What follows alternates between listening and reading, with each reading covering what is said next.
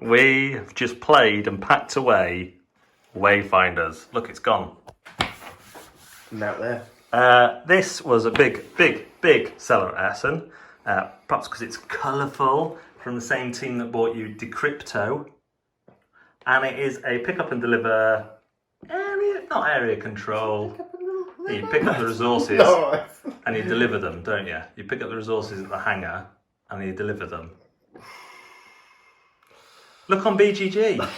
You're just argumentative tonight, isn't he? He agrees Have with you me. got piles? He agrees Do you with need a me. hernia pushing in or something? I'm obviously taking after you. And it's certainly not complex in terms of you have two things you can do on your turn and you choose one of them. You put a person on here and they collect one of the resources. Oh no, they don't. I don't even know how to play it. Put a person on there, that's it, that's your turn. And there'll be 3 resources on these things. And the other thing you can do is take off your fellas from here, and it doesn't matter what order they're in. If you've got 2 here, you would take the top 2. If you've got 3, you would take 3. If you've got 1, you would just take the top 1. It's always from the top. And then you're using those to fly around the map. You have to pay the costs of the island you're going to, which is the colour, unless there's not a hangar, is it? It's not a hangar. No, Show us not a hangar. Show us the airstrip, which isn't a hangar. Airstrip. If you've got an airstrip, if there's anybody's airstrip there, you can fly through it for free. So I, as a different colour, could go wee, and then I'd have to pay for yellow. But some of the things, once you upgrade them, give you powers. Like this one lets you go through yellows for free. And a lot of them are going to give you points. These are the costs for to build the airstrips. Airstrips doesn't work as well.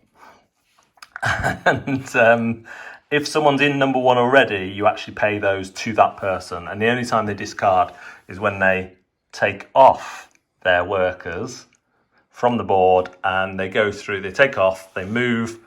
Take off. It's a aircraft pun. They move, delivering the goods to where they want to go after they've picked them up. And then what do? They can build airstrips and then they discard down to 3 resources unless they have a little cratey power or 2. I went into this expecting more, is what I'm going to say. I expected it to be light but fun. It was quick, but it was one of those games that perhaps felt a bit longer because one of my issues was you put in blokes onto here, you're up to 5 blokes, and that's very quick. But if someone else takes their blokes off, or their Sheilas off, then they could have quite a lengthy go. So you've taken a really quick go, and it might not, if the other 2 take their guys off, it could be, comparatively speaking, we're not talking mega long goes, but compared to the action you've just taken, it feels like a long time. And I think I said the word pedestrian at the end. It just felt a bit pedestrian. I won. By a long way. Loved it. No, so I did win, and I kind of won, not just through luck. It was planned. There was a sort of plan to it, and through getting these scoring things. I think one of my big issues was you get these powers on the board, but once you get a bunch of hangers on here, it's not that easy to keep track of what powers you actually have or what other people have.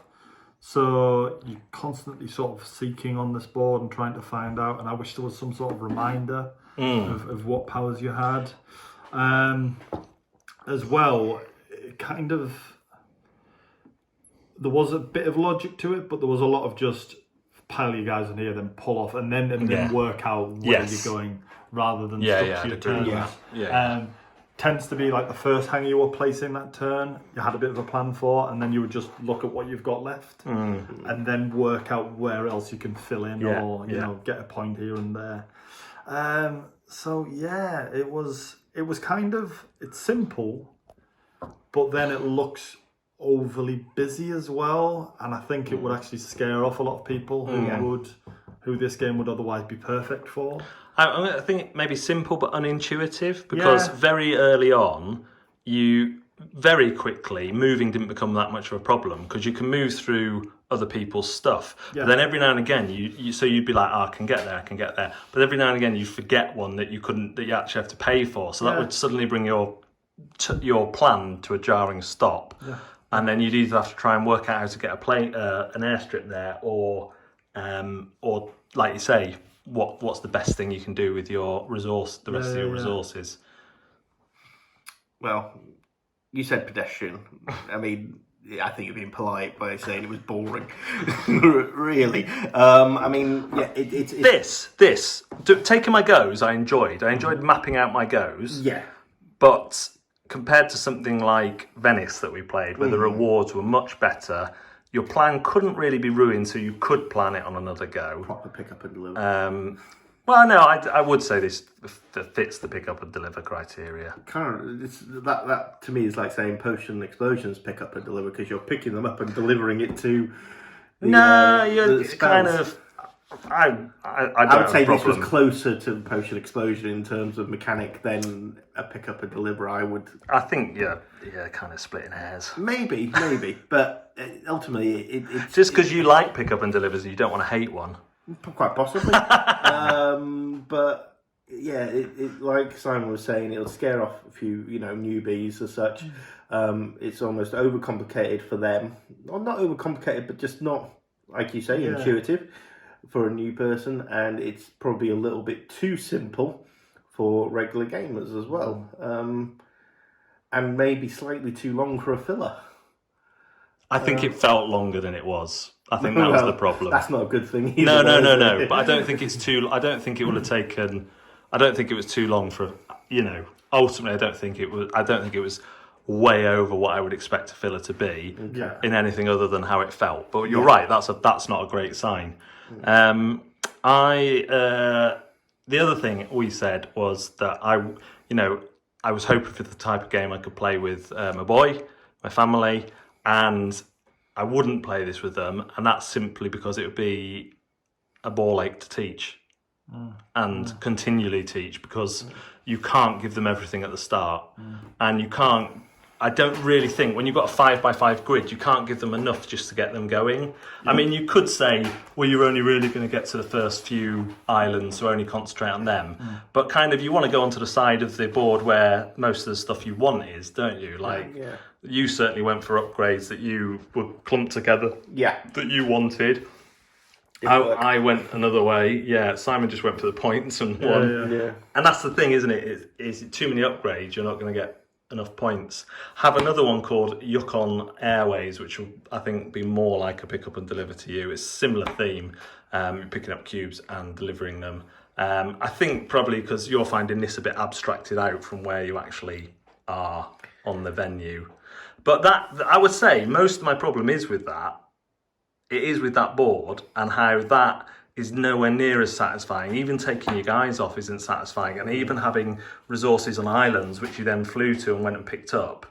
You dropped your man off. That's a island that produces 2 types of goods. You drop your man off there. You come back and pick him up, and then he gets the goods or something like that. Would have been much more interesting. It tied into the movement. The hangar thing seems to be almost you kind of hedge your bets on it, which makes it boring, because instead of actually there only being maybe 2 or 3 hangars available, where you're kind of fighting for the resources, because you've got how many hangars? Six hangars for a 3-player game.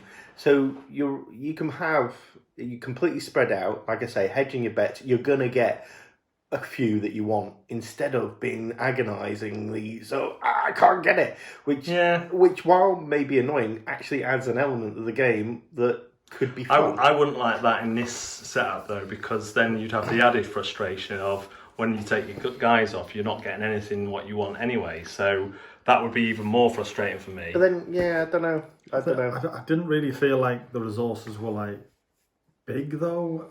I felt like no matter if you were picking stuff, you were getting resources. They were all kind of usable. Yeah, there was no certainly. Once we'd all get 2 or 3 airways, airstrips, hangars, airbeds. Once we got our airbeds out on the board, like I say, you could move pretty much anywhere. And then at the end, we were all just looking, what can we afford? We're just going down. I can definitely get there. What can I afford? And that's not fun either, because it takes the decision away. And even at this kind of lightweight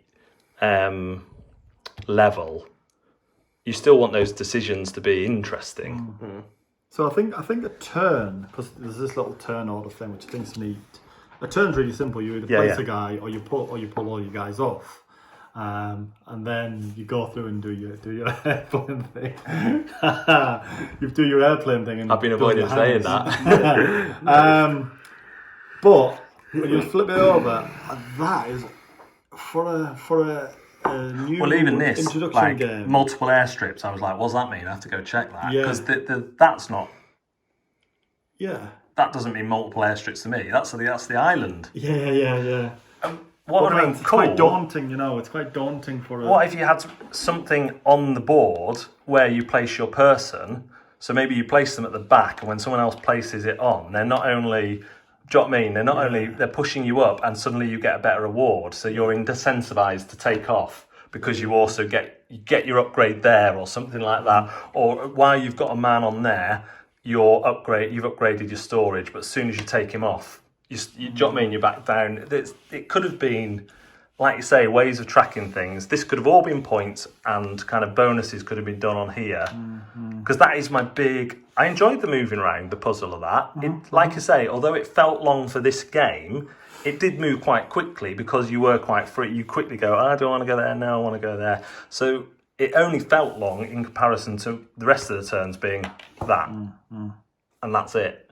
And that could have been so much more interesting, whether through longer strips, whether through one you could go on where you just get a random dip in the bag, although probably we all would have gone on that one. A misfire, pedestrian.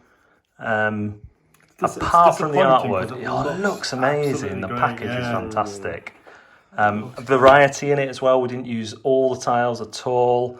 It was about the same again amount of tiles, wasn't but there? I think all the tiles all have 4 spaces on again, so there's no blocking there. Yeah. Like you were saying, I think there is a case of it's almost too friendly in a sense. And I understand why you wouldn't want to be too harsh in a game like this, because it is frustrating not being able to do what you want to do through no fault of your own, through luck, basically, the luck of the bag or whatever. I think it could have made it more fun. I think decisions that meant something would have been better. Yeah. Definitely. So there we go. We're all pretty much in agreement with that one on Wayfinders. So it'd be great fun to review it soon.